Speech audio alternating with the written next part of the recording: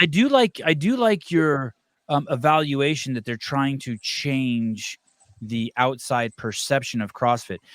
There was another. There's a lot of people out there that saying that the level 2 thing's not a big deal. You should have your level 2 anyway.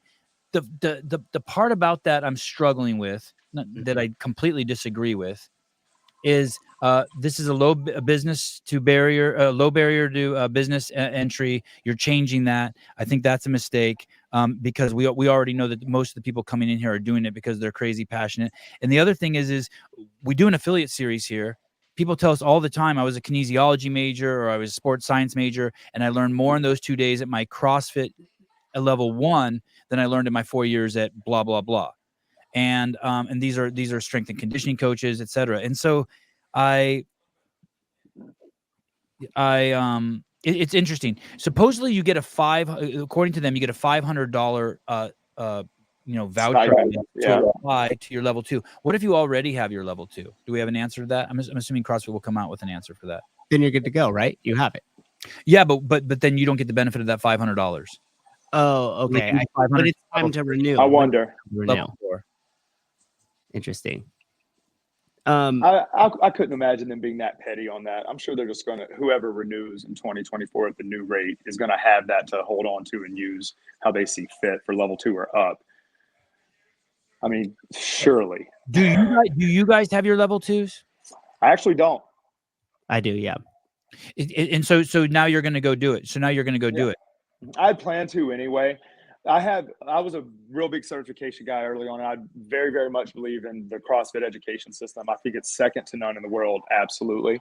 I've got the nutrition. I've got all the Castro taught my level 1. Like I've got Rob Wolf's nutrition. I've got the CrossFit football cert, mobility cert from K-Star. Like I have a lot of those under my belt. And when I had kids, though, I ended up in a split situation and my weekends were tied up and I was unwilling to give that up. So that's why I didn't continue pursuing further. But I don't think that's necessarily a bad move. I'm all about professionalism and coaching and pushing more professionalism and coaching. That didn't really bother me that much, even though I don't currently have my level 2. Yeah, the first time I got my level 2 was actually just called the coach's prep course, and there was no test to it. And then when I had to renew, I went back and got my level 2. Were you going to say something? Right. Sorry, I cut you off there. No. Go ahead. So here's the biggest difference, because I know you're under the school of thought, Sevan, that the L1 is good enough, right? Is that what you're leaning towards? And that if people want to get their L2, I'm a huge proponent of the L2. Don't get me wrong. I just don't think that it should be mandatory to leave your gym open. I don't think that. But go ahead. So here's the analogy. Like, bear with me. I was trying to think about it while we're doing here. So the L1 opens up your mind to the methodology and this whole entire lifestyle, the way to live, right? Mm-hmm. The L2 does that for your ability to manage and coach a class. So you're going to get the same epiphany of like, holy shit, look at all these tools I have, these strategies, look at how they distilled down how to coach. That's the L2. So I actually am in complete agreement with this, because in terms of walking back into my classroom and instantly becoming a better coach, the L2 is 100% that. You go away, and what they do is they really strip down. So they bring you in the same small groups, and they're going to say, all right, Sevan, you're going to teach deadlift, but you can't use any verbal or tactile cues. You can only do it by visual. And now it's going to say like, okay, we're going to isolate that. Are you good at that? Okay. Hey, you could only use visual. You can't or only use hearing. You could only talk. You can't touch them and you can't move. Now coach this person through it, right? So by breaking that down and making you teach through the different methods there, it helps you learn how to coach and manage a group tenfold better than before. Dude, there's no doubt that every seminar at HQ that I've ever been to, amazing. L1, mind-boggling. L2, mind-boggling. But why? I hear you, Souza. Yep.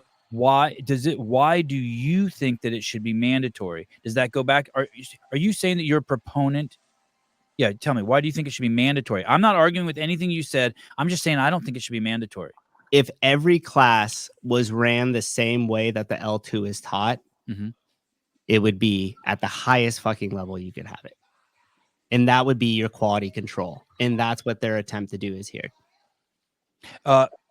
You have no excuse not to know how it's done. Get continuity. Okay. All right. Yeah, I mean, here's the thing. You're going to learn all your reps out on the floor, right? Josh is going to tell you that teaching your 10 first CrossFit classes on your own out on that gym floor is going to teach you a ton more than like any course will. But in my opinion, the best way to look at the class management, how to teach, the type of cues you use, the professionalism that is brought to you in the L1 is bringing it to you in the L2. But you could just take every single thing and just immediately apply it to your class. So for me, people that are opening up new gyms as we go into this second era of CrossFit here, let's call it, I think is definitely, it's a good call. I think it's a good call. The L2 is a good call.